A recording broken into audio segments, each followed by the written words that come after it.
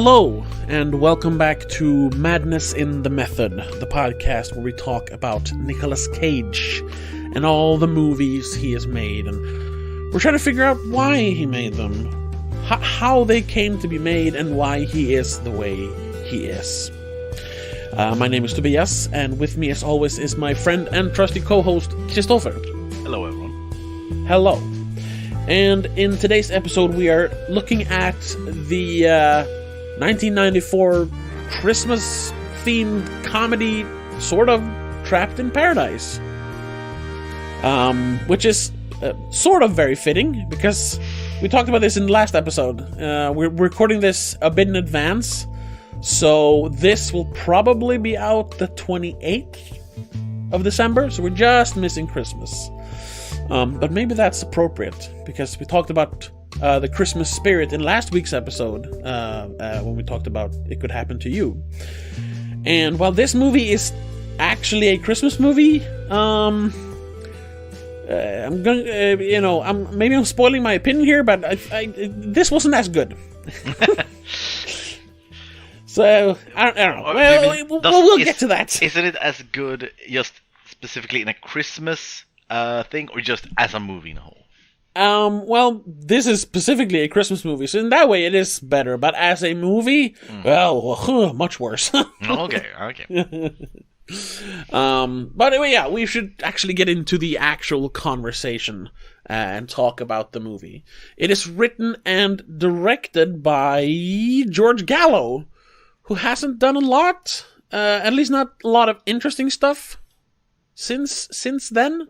No. He's done a lot of like TV. Why can't I find? Oh, there he is.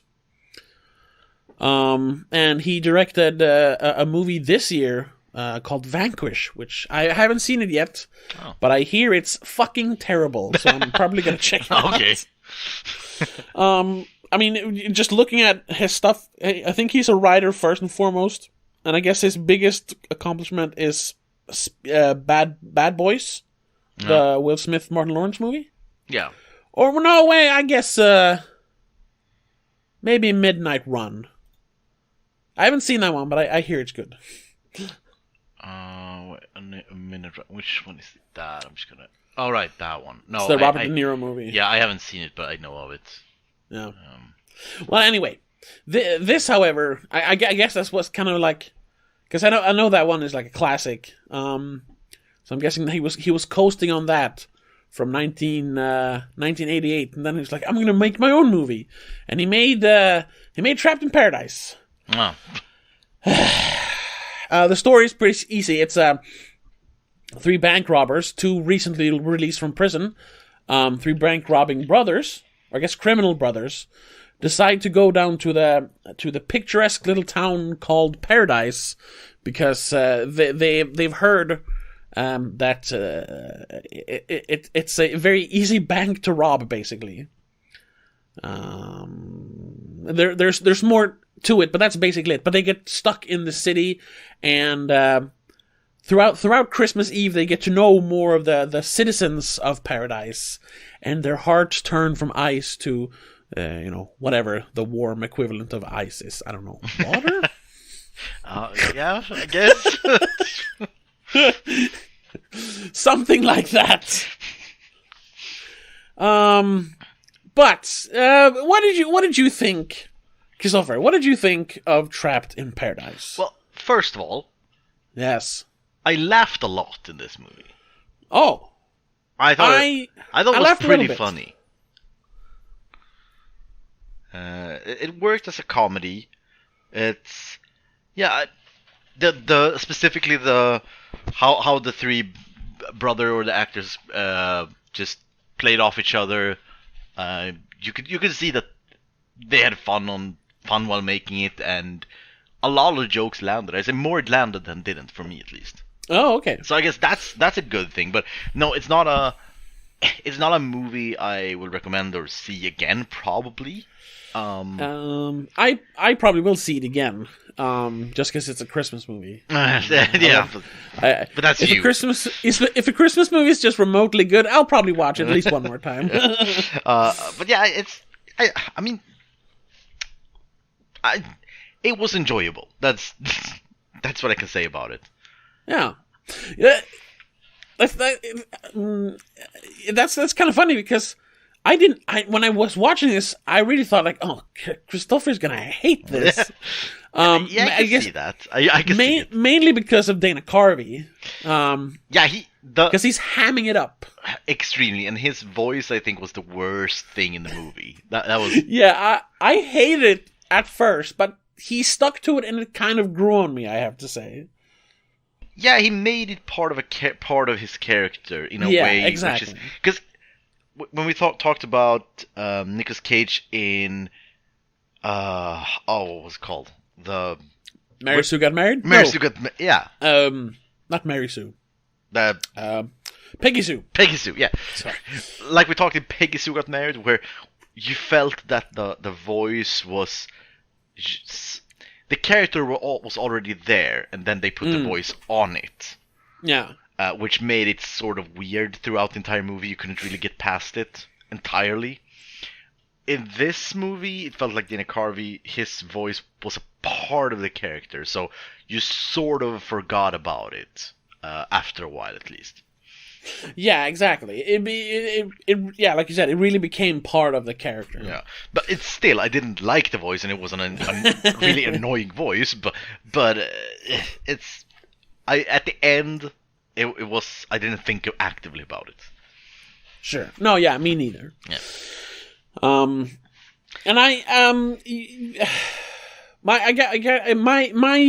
my thoughts on this movie, because I just finished watching it like 20 minutes ago. And I was reading some reviews, and now rethinking the movie after having read those reviews, I'm letting those reviews color my opinion, which I rarely do. But now it's just, yeah, that's true, because this we should say this movie did not do well. I don't know how well it did on the box office, but critics wise, it flopped like hard. Oh, okay. Nobody liked it. Yeah, it didn't do very well either. I see here. It grossed $6 million worldwide. Yeah. I don't have a budget, but I'm guessing this was at least like a $10-15 million budget. So probably. Yeah. It got horrible reviews. I couldn't even find them on Metacritic, so I had to look them up on Rotten Tomatoes. And Roger Ebert said it should be preserved in the natural or the Library of Congress as like the one of the worst movies ever made or something like that. It's not like, Jesus Christ! It's not that bad. I was surprised over how poorly this was received. Yeah, because it's not really great. Brutal. Yeah, but it was good. I can see why some people had a problem with this.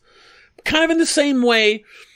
The people had a problem with Amos and Andrew, because that movie talked about it being tonally inconsistent.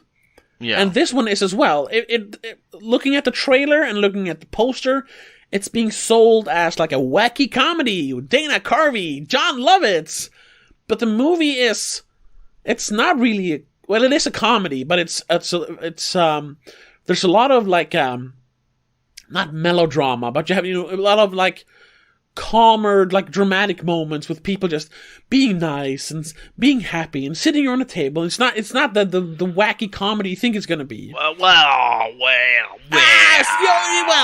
Yeah, there are parts of it that are that, and that's what I'm saying. Like this there movie, clashing ideas all over the movie. I didn't do that, but I promise you can take.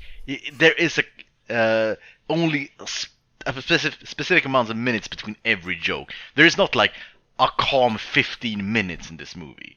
There are jokes like every 4 or 5 minutes at least. Oh sure. So I wouldn't say this is it's all over the place as Amos and Andrew was. Definitely not. This is straightforward comedy. I would say the tonal shift in this is the same as in what is it called? The Griswold movies. Oh, the vacation movies. Yeah, it's the same kind of tone in this, I'd say. It's wacky comedy, and then sometimes there's some heart, but mostly it's comedy. For me, it was almost the other way around. It's like more more drama, and then some wacky comedy here and there. I don't know. I wholeheartedly disagree on that one. I'd say this is comedy all the way through. On the other hand, there was a lot of comedy in this that is more what do you say? It's a mellow comedy, whereas like there isn't one of those just slapsticky, very expressive comedies, or just it's more like small lines here and there, which sort of breaks it up. So I would say more in a maybe Swedish kind of way. Oh, okay, sure, yeah. I would say so, but there is comedy through and through. Just that it goes from very slapsticky and easy to spot comedy to very more. Not to be like that, but more sophisticated comedy, if you get it. I don't know if a better way to call it, but Sure, I know what you mean. It's a little more low profile. It's not like look at me, I'm funny. It's just exactly ha ha ha moments. Oh, okay, ha ha. and no, I do not understand that it got that low reviews. I did not know that until you told me. It got horrific reviews. Maybe we'll save those for later, like we usually do. But it got terrible reviews. But okay, let's say I'm trying to like. This is kind of last week all over again. We're just trying to convince each other of each other's point of view. Yeah. But because Dana Carvey and John Lovitz are obviously SNL comedians, SNL people, SNL alumni. Yeah. So you think of them as wacky comedians, and that's usually the characters they play, like funny wacky characters. And it kind of felt like they were from a wacky comedy, but those characters were from a wacky comedy that then got inserted into this kind of more calm, more inserted almost like into It's a Wonderful Life. There's a lot of, not a lot, but there are definite references to It's a Wonderful Life here, with the bank and how everyone is so loving in town. And I would say this town is, I don't know if that's the point, but it definitely reads as a parody of What a Wonderful Life town. It has to be. It has to. It's just they take What a Wonderful Life, that town, and just put it over the edge that it becomes almost absurd. Yeah. Which is another one of those a little more mellow or again sophisticated comedies where the joke is just how absurd these things are. Because at the beginning of the movie, they come into this town and everyone is really nice and they are there to rob a bank and be the bad guys in the story, so to speak. And then all this niceness everywhere, it just becomes a problem for them. It's every issue they have is because of people are so fucking nice and they can't handle it. And then it sort of switches to when they need help, they still get the same kindness. And then it's a good thing. And because we have this both sides of the coin, from it's annoying and weird to it's welcome and nice, that's also a comedy throughout the entire movie. Just that thing, that absurdity. And the more you go through the movie, just as Nicolas Cage character, the more you get invested and thinking, they are pretty nice, aren't they? Isn't this a pretty good place to live? And you get sort of pulled into it. Oh, sure, yeah. I definitely agree with that. But I still think, for me, it felt a little jarring to have basically two clowns running around in the town from It's a Wonderful Life. It clashed. For me, it clashed a little bit. Yeah. And Nicolas Cage kind of along for the ride. He fits in a little better because he's supposed to be the straight man in the movie. He's the protagonist. So he worked. But I mean, I don't know, having Dana Carvey going like, hey, he's in the middle of this picturesque Christmas little Christmas town. It felt weird. I mean, by the end I was fully in on it, but it was jarring in the beginning. Yeah, I agree, but I see that as the strength in the movie. Okay. So I see that as part of the movie, that we take these bank robbers.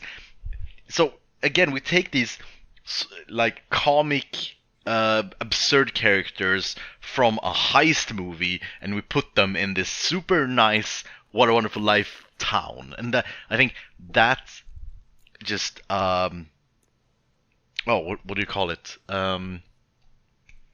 Those two opposing forces makes the movie in a way, and I think that's what I sort of like. Sure. So yeah, we agree on most things. Just that I like it, you didn't really like it. No, I like it. I like it less. I'll say that. I like it less because I still liked it. Yeah. It was just it got, like I said, it was. I liked it through and through until I read reviews and they were. The reviews were so bad. It was one of those. Wait, was I wrong? Did I miss something? This was pretty good. Why do they say it sucks? Yeah, I can't. I haven't read any of it, but I can't believe people put it that low. Yeah, this is. I would understand if people put like a 5 or a 4 on this one. But more like a 1. Yeah, but give it like a 2, 3, or a 1. I can't see that. Because I mean, it wasn't a disaster. Everyone did a good job. Nothing was really a problem through the movie. No, yeah, I agree. I enjoyed it. I thought the setup, like what my problems with it are like little things. Like I thought the setup for how they came to Paradise, to the town of Paradise, was a little like it could have been done easier. The movie's almost 2 hours long. It did not need to be that long. That's true. That's a big issue. The movie was definitely too long. Yeah, like it takes them. Was it like 30 minutes or almost 40 before they actually rob the bank, which is kind of the what's it called? The inciting incident, the starting incident to start off the movie, really. Yeah. That should have been in like the first 20 minutes. And honestly, I know it's not fair to say, I would have rewritten it to make it better. But I mean, imagine if Nicolas Cage's character was in prison as well, but he had like fully during his 5 years or 2 years or whatever, how long they were in prison, he had like gone on the straight and narrow. He's like, I'm a reformed prisoner. When I'm getting out, I'm going to get me a real job. I'm turning my back on crime and all that. And while his two ne'er-do-well brothers are like, nah, man, we got to get back out there, start robbing stores or whatever. And they kind of have them, and him like trying to get a job, but doesn't work. So he goes along with it instead of them luring him into a bank robbery, because he when they first tried to like get him in on the bank robbery, he's like, no way, I'm not going to do it. And then when he kind of figures out that they're tricking him to go to Paradise to check out the bank, and he gets it, but he still goes along with it. And when they walk into the bank, he just immediately starts scoping out the place because he knows, what to do. Yeah. It's not like, oh, damn you, why, I knew you tried to trick me. No, he just walks in like, okay, the camera's there, the guard is asleep, the bank vault is open, okay. It's like, hey, wait a minute, what's happening? Yeah, I think there was a lot of time just explaining the characters and where they come from and all that. Specifically Nicolas Cage character. But it felt like they introduced the wrong aspects of the character. There was none of the aspects that we needed to know, like that he's a restaurant manager and these things. And because one of the things, correct me if I'm wrong, but they never explain if Nicolas Cage character ever was in on anything, right? Before the movie started. No, they don't. They hint at it, that he had definitely done some illegal stuff with them, but he had tried to walk away. Yeah, because they ended up in prison and he got a job. Because my thinking, my head canon that was never debunked, but never confirmed either. That is that he was the brains in the operation. Yeah, that it was the three brothers, they did things like that, maybe robbing banks or whatever. and then he pulled out, and that's why the other two brothers got caught, because they continued without him, and he didn't plan. That's something like that. That's my headcanon, at least. And that could have been nice if they just explained that, because that also could have worked with the beginning with the wallet. Oh, yeah. Because there's this thing with this, when he finds a wallet, and then he has this big crisis of faith of, should I return it, or should I take the money in the wallet? Yeah, he looks at it, it's shit, there's hundreds of dollars in here. But then he sees photos of children and a cute dog, and like, oh my god, he's a parent, he's got children, I can't do it, but it's $800. Yeah, and at that which is kind of funny. Yeah, it's funny, but at that point, we just don't really understand if, is he a criminal, or is he just a greedy guy, or... Yeah. Because, I mean, I think most people will have the same reaction if they find a wallet with $800. Oh, yeah. Where you go, oh, I mean, it's a lot of money, but... I mean, everyone would go through that crisis of faith, so that's not really explaining his character if he's a criminal or not. No, exactly.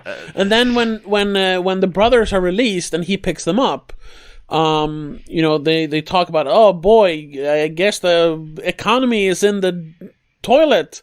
Look at this trash heap. And he's like, hey, it's my car. So he's obviously not doing well, even though he has a pretty good job, I suppose. I guess. So we don't really...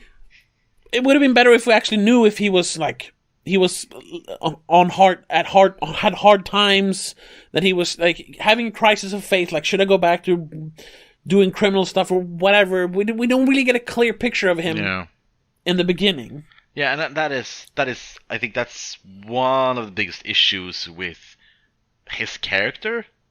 Yeah, is that we don't really know where he stands in all of this. More that we know that he doesn't like it, but we don't get if he has a history about it. Because again, when we talk about when he got into the bank, he definitely knew what he was doing, and he was looking at the right things, and he was like going around, and it feels like this is not his first time, sort of. No, definitely not. But from there, they spend a lot of time with the actual robbery. That's a sizable chunk of the movie, and I was worried it was going to turn into like a hostage drama, because I didn't watch the entire trailer. I just watched a little bit, so I didn't know exactly what was going to happen. So I started like, oh no, they're going to be stuck in the bank the whole movie. But then they didn't. I was very happy with that. Yeah. And I think the bank robbery was the perfect length for the movie. Oh sure, yeah. And it was, I think it was pretty good. It was a lot of jokes that I enjoyed. I think it was pretty funny. They got it done, and it set up a lot of things with a lot of characters that were set up at the same time and things like that. Oh yeah, and then we get a little not reference, but I definitely thought of Red Rock West while watching this. Yeah. I don't know if you got that as well. Yes, I was thinking of that. Specifically the going out and going into town. Yeah, and seeing the sign, welcome to paradise. But unfortunately, I say that's one of the things that it drags out the movie unnecessarily. Yeah. It's like 3 times they try to leave and get dragged back into town. Yeah, and it would have been better if they just decide to stay in town until it all blew over, sort of. Yeah, exactly. Instead of having 3 wacky escape attempts, they just bide their time. They're hanging out at the Christmas party, trying to act normal, and then we're going to go to the Christmas fest and visit church. All the things they do, but without the escape attempts, which would also have cut down on the runtime. Yeah, because I think that I thought that was the movie, that they were going to spend the entire movie at the bank manager's house. Yeah. And that would be the movie, the hijinks of trying to hide the fact that they have all the bank's money stashed in a duffel bag.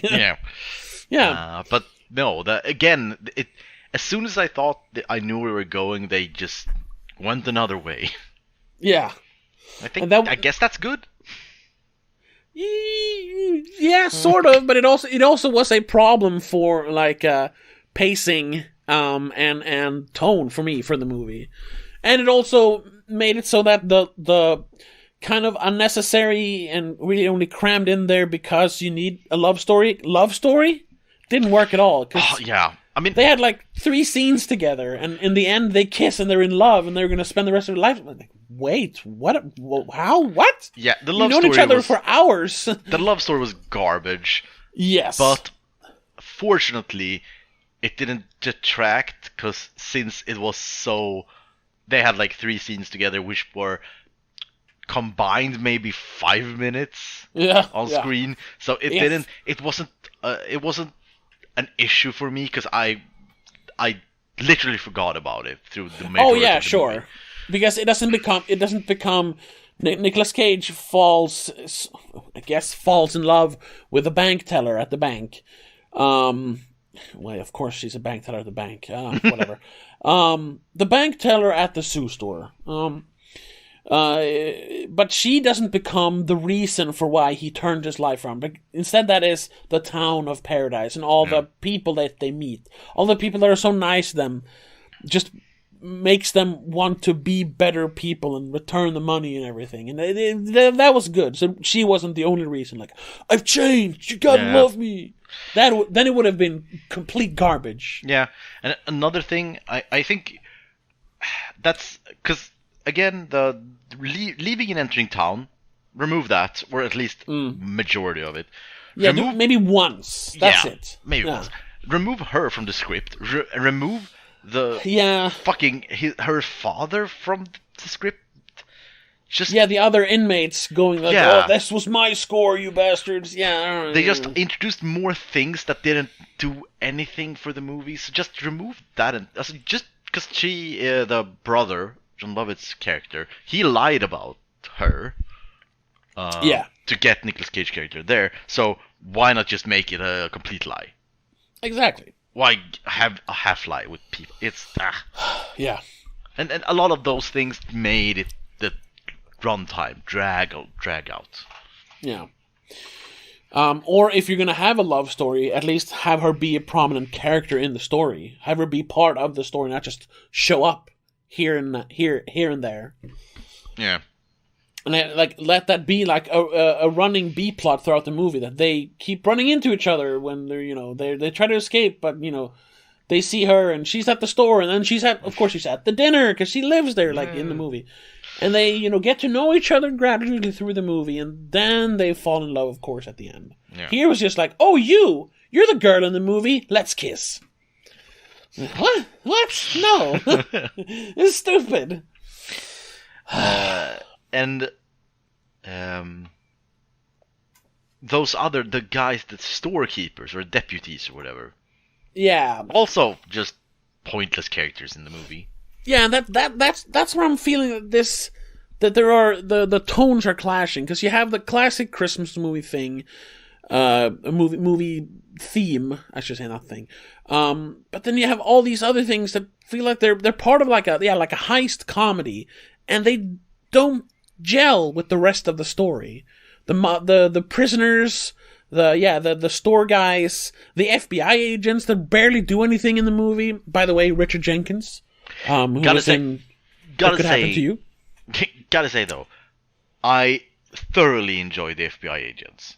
Really? They were barely in the movie. Yeah, but I specifically the main guy, because we had enough of him to get him to understand him and his frustration with this entire thing.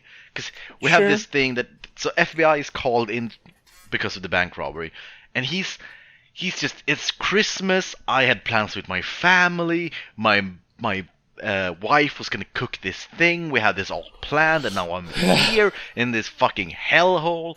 And he just keeps trying to miss these guys, and through the entire night, he just gets angrier and more frustrated. And then it seems like the town is against him in most parts. Yeah, in the end. And he's just so done with this entire thing. And then when he gets them at the end, the town is like, no, we forgive him. We forgive them, it's fine. And he's just so mad and so angry. And at that point, I understand, man. I understand. I'm here. I'm missing entire Christmas Eve because this because of nothing, because the town is like, oh no, we're goody two-shoes. And I thought that was just hilarious through the entire movie, so I enjoyed that thoroughly. All right, okay, sure. Well, let's discuss Nicolas Cage then. The star of this podcast. Yes, exactly. Because at first, I felt like this was going to be another, like we talked about last week, another one of those his more reined in, trying to appeal to a mainstream audience kind of performances. And I was like, oh no, maybe he's just trying to like make regular movies. But then, all throughout the movie, there are little things, little stuff, things. Yes, little cracks are showing. Yeah. And there are some like outbursts, but he turns this what otherwise could have been a pretty like normal character into his own thing, even if it is much more subtle than he has done before.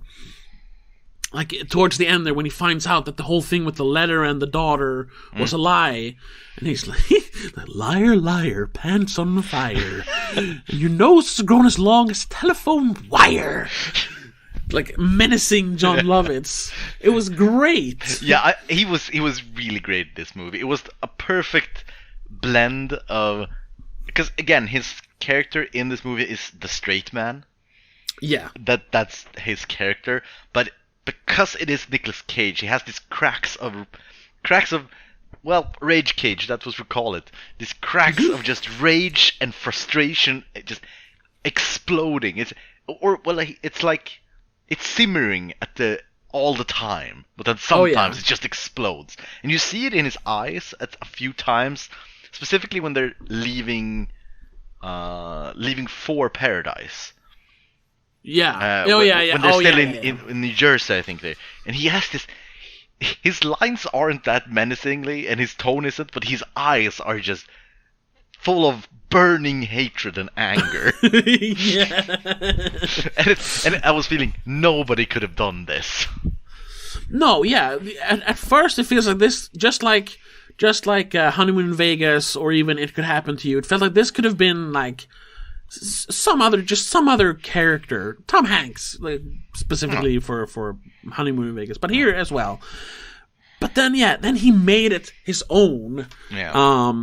In a way we haven't really seen before, because before this we've only seen the full-on rage cage, or the kind of like boring everyday general audience Nicolas Cage, and here was a perfect blend, really. Yeah, and he has which I really enjoyed. He has these moments. That's sort of the end of the movie when he sort of finds the good and decides to help the town, and he gets this happiness and this fake smile, and again you still see that anger and frustration, but now he pretends to be happy about it, sort of. And so I think this, I'd say so far, probably one of his best performances. It's up there at least. It's just unfortunately it's in this movie. Yeah, in a pretty sure, it's a fine movie, but it's a bland movie. Yeah, you know, but if we put his performance in this movie and put it in a great movie, it's it would have been amazing. Yeah, because the performance is I'd say flawless. For what he has, at least. It's pretty damn good. Yeah, because it is, again, as you said, it's a very bland role. It could have been played by sort of anyone, but just because of his twists and turns with the things, it's something else. Yeah. Was there anything specific that you didn't like with his performance?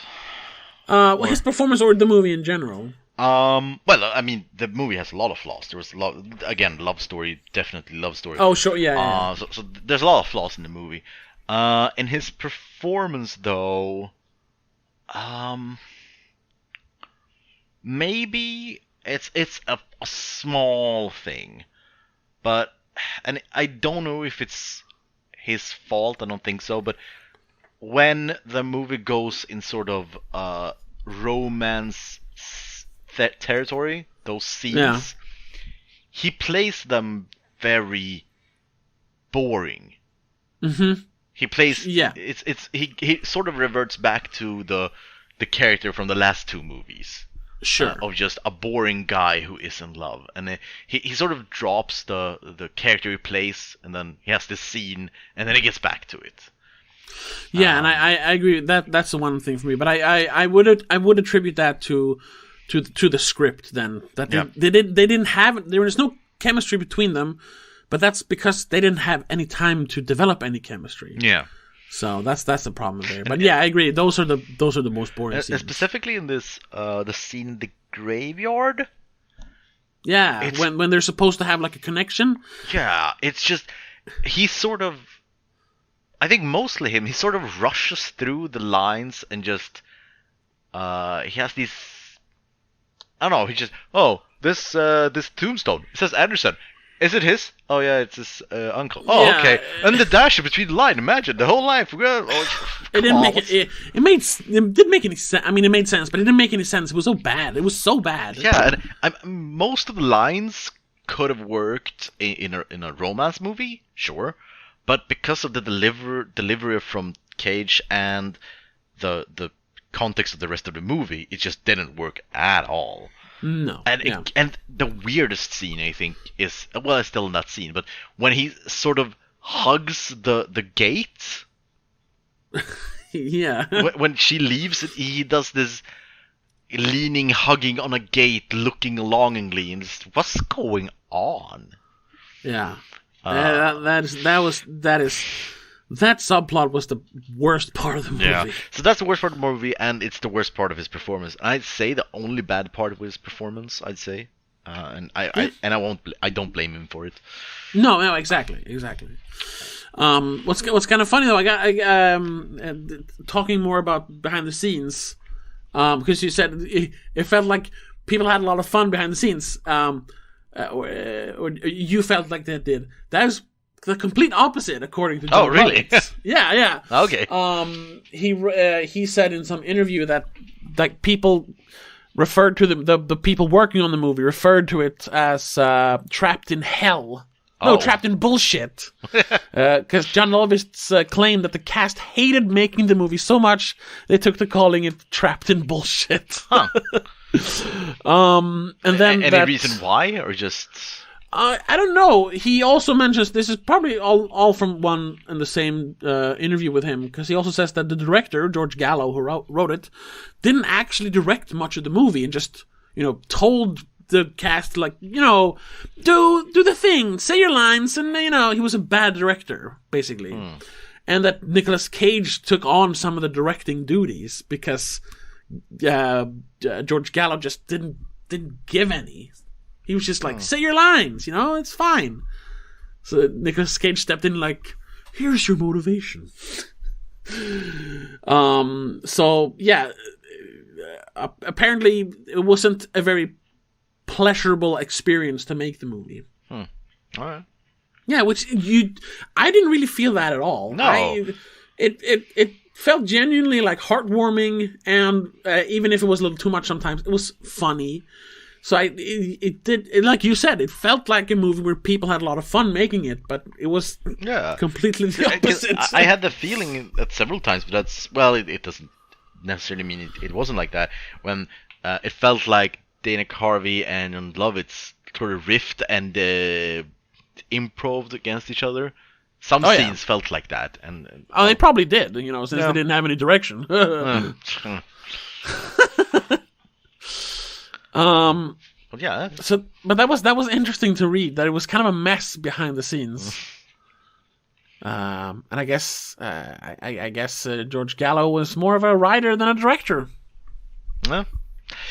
One thing that I did read in trivia, which I don't understand, and I can't see it at all, that Dana Carvey's voice or acting was based on Mickey Rourke. Yeah, I read that too, and I can kind of see it, but that he's making it comedic instead of just being a faithful impression. Because if you think of, they mentioned, because Mickey Rourke was in Rumblefish, and he has a very light, almost like frail voice in that movie, and that's kind of how he sounds in the 80s and early 90s.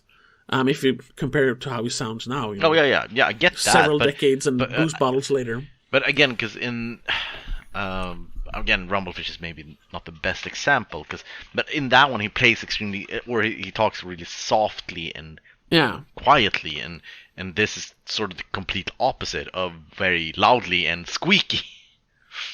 Well, I mean, at least. There's definitely a soft quality to Dana Carvey's voice.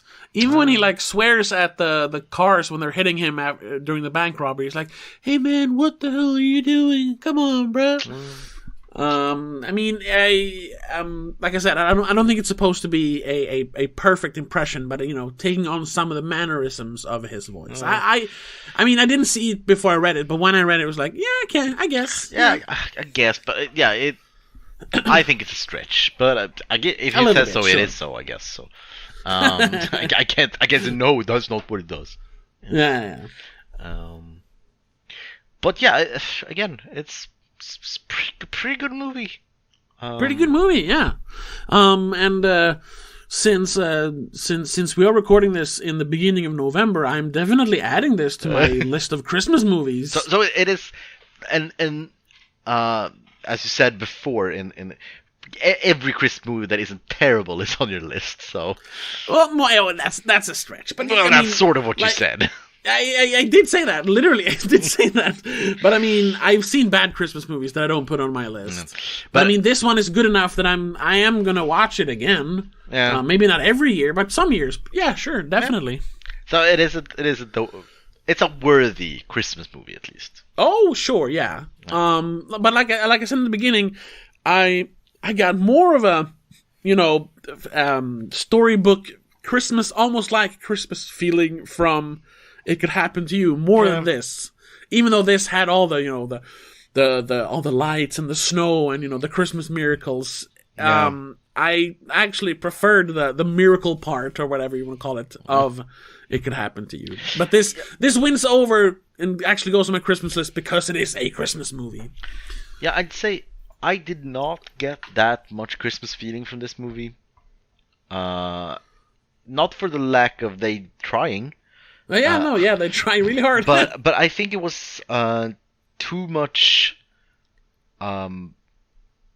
I don't know, too much running around in not Christmas area like a bus stop, or even though it's sort of goes against what I'm saying, but inside in the forest, I don't get any Christmas feelings inside a forest. Sure. And truck stops, and there's like a Denny's or something at the time. I think some diner. Yeah. Some too many locations that was not Christmas themed for my. For me to get invested in the Christmas part of it, at least. But again, you saw that they tried. Oh, yeah. Even have a sled, so. Yeah, they're trying to escape on a horse and carriage. Yeah. So. That's pretty Christmassy. No, but yeah, then the whole thing with like them becoming. They get the Christmas spirit and return the money, and the town helping them and all that. It was very, very Christmassy, very Christmas miracle-y. And for me, that's more important than the locations. Like you can still experience the Christmas miracles in a bus stop. Yeah, I guess.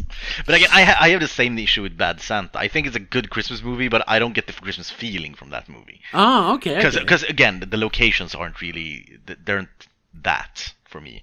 Okay. I need the lights in the town and the Christmas trees and the bands playing on the street and all that. Oh yeah. All that, those things. It needs to be Home Alone. It needs to look very pretty. Yeah. Home Alone or A Christmas Carol or oh yeah. Yeah, I don't know. Wonderful Life. Yeah, Wonderful Life, but that's just because it's an amazing movie. Yeah. It doesn't even have to try. Yeah, it's kind of funny. We're not going to talk too much about that. But that movie barely takes place during Christmas. Yeah. Like it takes place over several years, and only like the beginning and the end is actually Christmas. But it's become like the Christmas movie. And you did know that it sort of bombed when it came out. Yeah, I know, and I cannot understand that. People sat down and watched it and said, nah, I'm not buying it. Jesus Christ. Do you have no soul? Yeah. Anyway. But again, it isn't that much off topic to talk about, because this movie is definitely a sort of half and half parody of that movie. Yes. There are lots of references, and I like that. Yeah. But before we talk about what scores we give this, I thought we should just read some excerpts here from the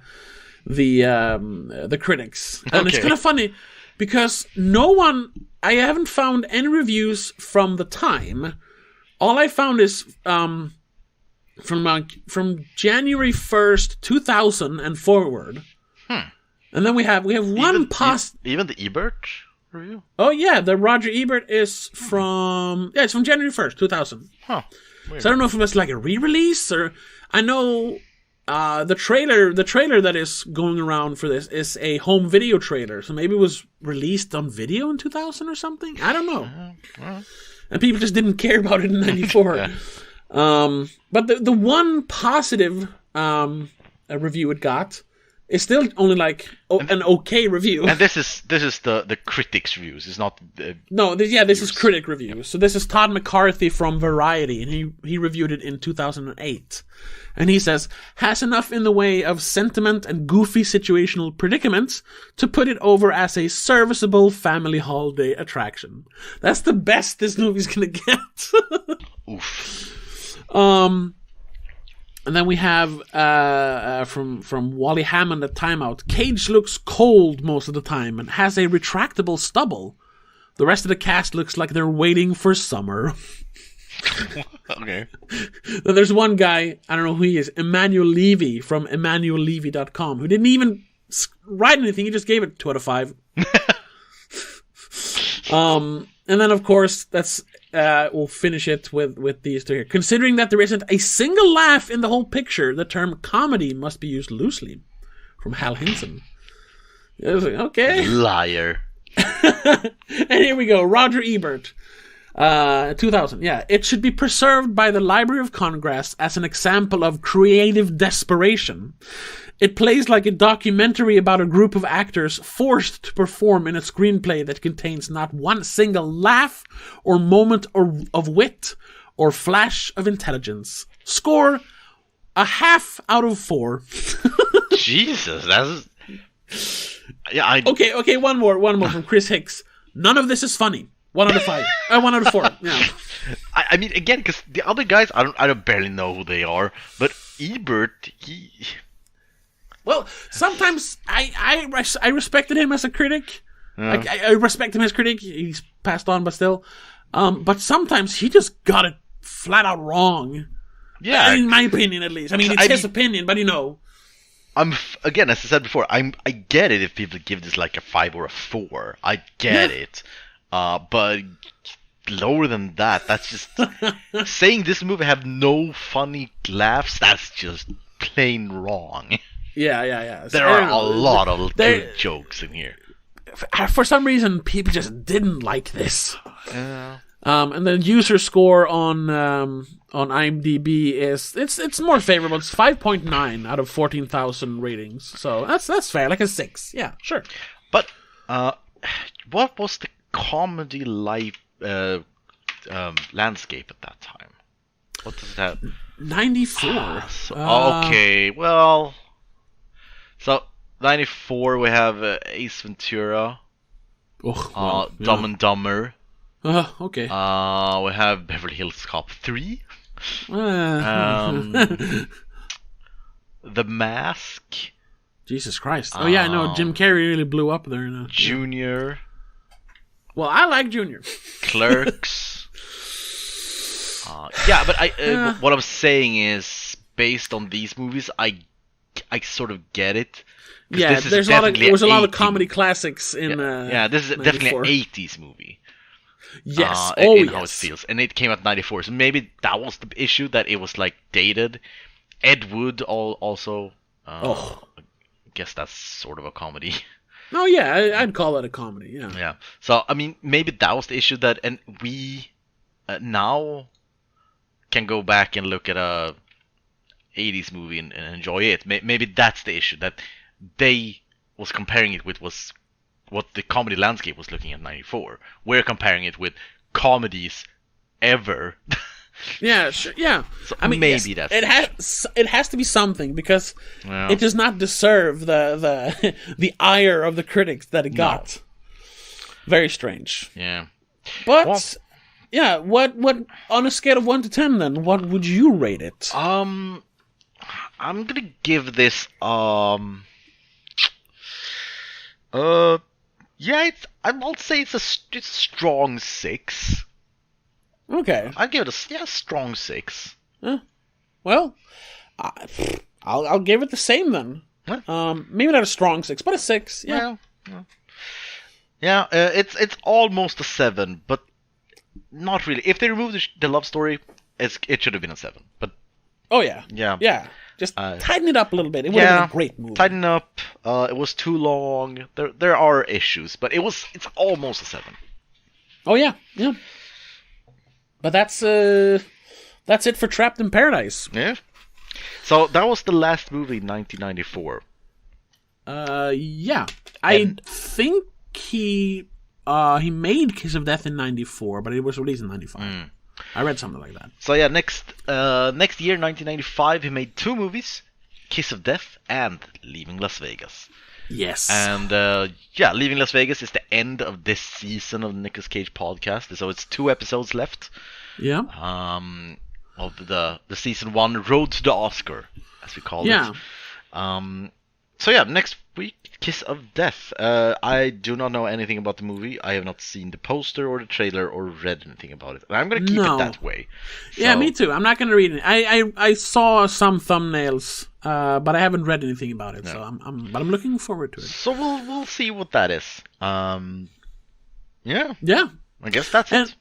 Yeah, and I also want to say, since if you're listening to this on YouTube or any of the podcast platforms, Christmas just passed, but still, Merry Christmas. And the next time you hear, when we talk about Kiss of Death, it's going to be 2022. So I'll say Happy New Year now. Even though that feels weird since we're recording this on November 8th. Yeah. But still. Merry Christmas and Happy New Year. Yes. And we'll see you in the Kiss of Death episode. But until then... by the way, if you want to hear these episodes more when we kind of record them, check us out on Patreon. For just $3 a month, you get all the episodes in advance. Then you already missed. It's still going to be almost New Year. But whatever. You get all the episodes in advance. You also get exclusive episodes of my other podcast, the Spoiler Cast. You get commentary tracks. You get so much stuff. And just $3 a month. So please check that out if you have the cash to spare. But other than that, thank you so much for listening. And we'll see you in the next one. Bye-bye. Bye, everyone. Madness in the Method is part of Please Don't Make a Scene. It is hosted by Tobias Vedén and Christopher Billén. Editing and directing by Tobias Vedén. Executive producer is Annika Vedén. A huge thank you to all our Patreons over on patreon.com/don'tmakeascene. Rasmus Jonsson, Lara Kinney, Mom and Dad.